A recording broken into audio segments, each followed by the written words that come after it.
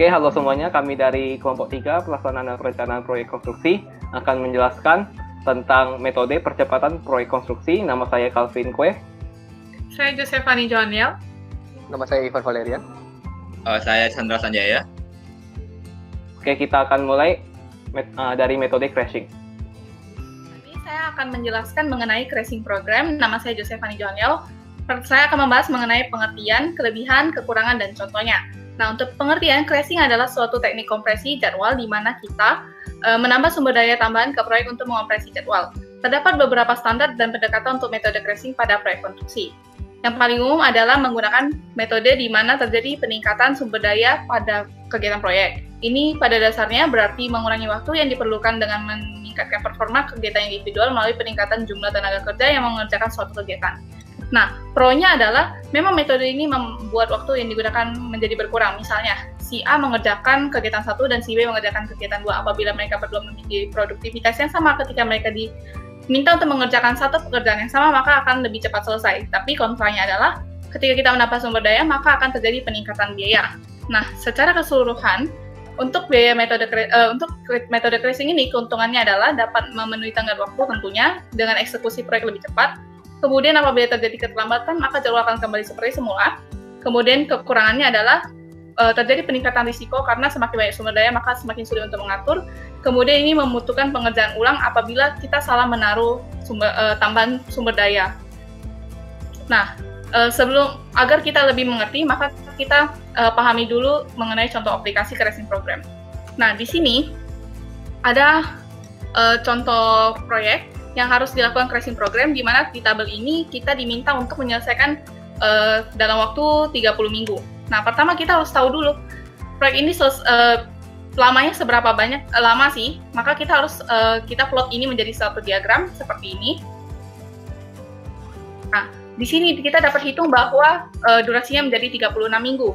Nah, setelah itu kita plot untuk akselerasinya atau percepatannya, di mana total waktu akselerasi didapat dari waktu normal dikurang waktu akselerasi, kemudian total biaya akselerasi didapat dari biaya akselerasi dikurang dengan biaya normal.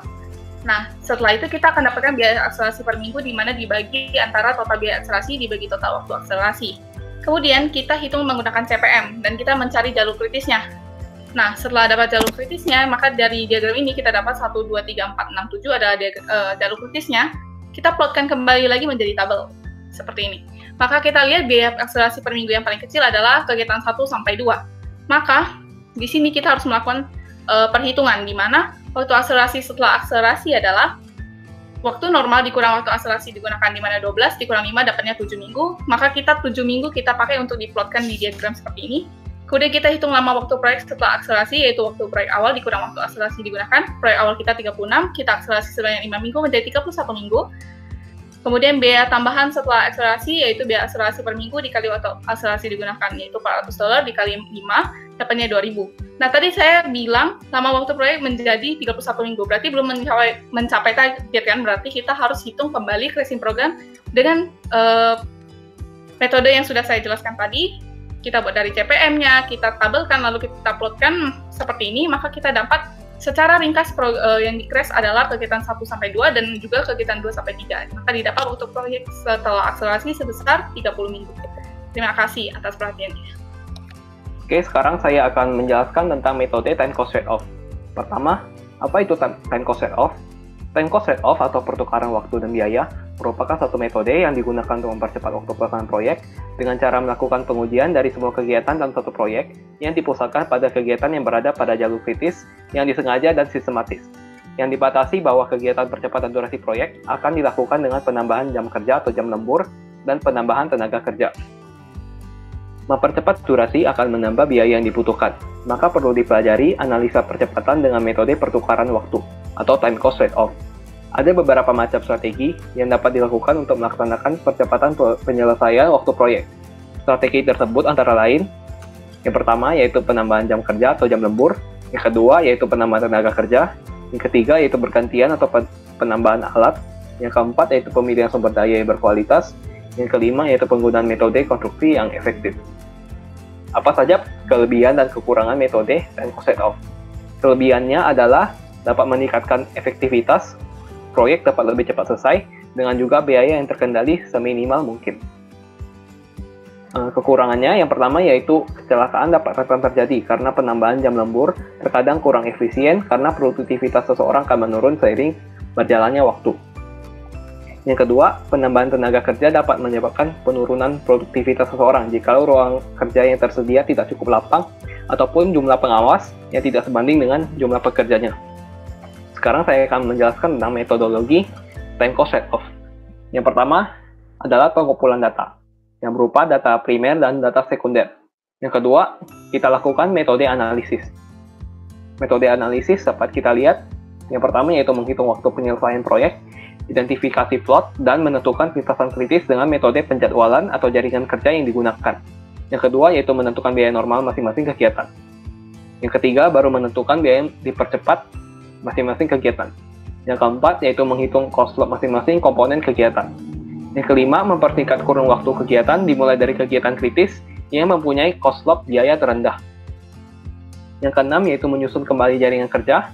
Yang ketujuh yaitu mengulangi langkah kelima, di mana langkah kelima akan berhenti bila terjadi penambahan lintasan kritis, dan bila terdapat lebih dari satu lintasan kritis, maka langkah kedua dapat dilakukan secara serentak pada semua lintasan kritis, dan perhitungan cost load akan dijumlahkan.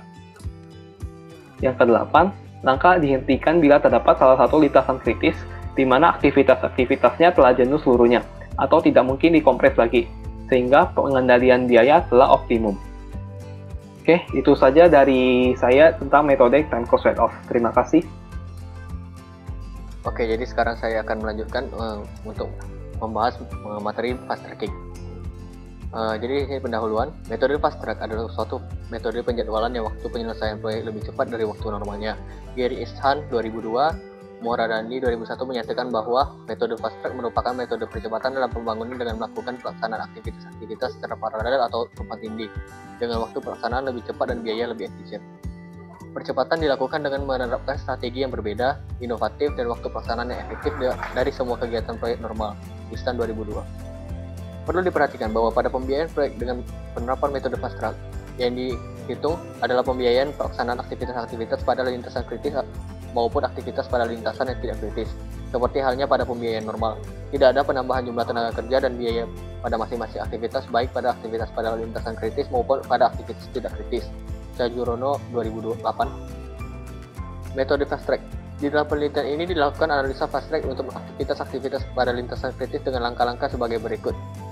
Cajurono 2004. Penjadwalan harus logis antara aktivitas satu dengan aktivitas lainnya, sehingga cukup realistis untuk dilaksanakan. Di sini meliputi tenaga kerja, produktivitas, bahan, alat, teknis, dan dana. Kemudian, melakukan fast track hanya pada lintasan kritis saja, terutama pada aktivitas-aktivitas yang memiliki durasi panjang. Waktu terpendek yang akan dilakukan fast track itu lebih besar atau sama dengan 2 hari. Kemudian, hubungan antara aktivitas kritis yang akan di fast track itu memiliki syarat, yaitu apabila durasi I lebih kecil dari durasi J, maka aktivitas kritis J dapat dilakukan percepatan setelah aktivitas I telah lebih besar atau sama dengan 1 hari, dan aktivitas I harus selesai lebih dulu atau bersama-sama. Ada juga aktivitas durasi I lebih besar dari durasi J, maka aktivitas J dapat dimulai bila durasi aktivitas I lebih dari 1 hari dari aktivitas J. Kedua aktivitas tersebut selayaknya dapat selesai secara bersama-sama. Kemudian periksa plot yang pada aktivitas yang tidak kritis, apakah masih memenuhi syarat dan tidak kritis setelah fast track dilakukan. Kemudian apabila setelah dilakukan fast track tahap awal, lintasan kritis bergeser, lakukan langkah-langkah yang sama pada aktivitas-aktivitas di lintasan kritis yang baru. Kemudian percepatan selayaknya dilakukan tidak lebih dari 50% dari waktu normal. Jadi di sini asumsi yang diberlakukan pada metode fast track ini ada 4. Yang pertama itu kemampuan manajemen yang menangani percepatan layak. Kedua, koordinasi antar site manager, pengawas lapangan, dan pelaksanaan dilakukan sepanjang waktu pembangunan sehingga hal-hal yang bersifat ketidakpastian dapat secepatnya diatasi. Ketiga, metode dan manajemen pelaksanaan konstruksi terfokus pada kegiatan di lintasan kritis. 4, sistem dan prosedur kontrol penanganannya baik. Oke, sekian saya. Saya akan melanjutkan tentang analisa what if. Apa itu analisa what if? What if merupakan salah satu metode yang digunakan untuk mempercepat pekerjaan dengan menambah jumlah pekerja atau waktu kerja pada proyek. Menurut Ken et al. Tahun 1999, analisa what if adalah ide yang terstruktur menentukan hal-hal apa yang bisa salah dan menilai kemungkinan dan konsekuensi pada situasi yang terjadi. Analisa what if juga dapat digunakan untuk mengasumsikan keterlambatan pada model CPM atau jalur krisis. Metodologi pelaksanaannya. Saya membagi tahap what if menjadi 2 tahap, yaitu tahap pertama dan tahap kedua, di mana tahap pertama adalah pengumpulan data, di mana kita harus mengumpulkan data-data berupa time schedule, jumlah pekerja setiap pekerjaan, jumlah kerja per hari, hari yang digunakan untuk pekerjaan, durasi masing-masing aktivitas. Setelah itu kita menghubungkan setiap aktivitas, maka kita akan mendapat aktivitas-aktivitas pendahulu seperti atau kita sebut sebagai predecessor dan aktivitas-aktivitas yang mengikuti seperti sukses atau kita sebut suksesor. Setelah itu analisa pekerjaan yang mengalami delay. Biasa pekerjaan yang terkena jalur krisis akan kita analisa menggunakan metode what if, di mana metode what if akan dijelaskan pada tahap kedua. Pada tahap kedua ini kegiatan yang pada jalur krisis akan kita asumsikan mengalami delay seperti 10%, 20, 30, 40, 50 dan akan kita tangani dengan cara mempercepat suksesor. Setelah mempercepat suksesor, maka sisa waktu yang dimiliki suksesor akan berkurang.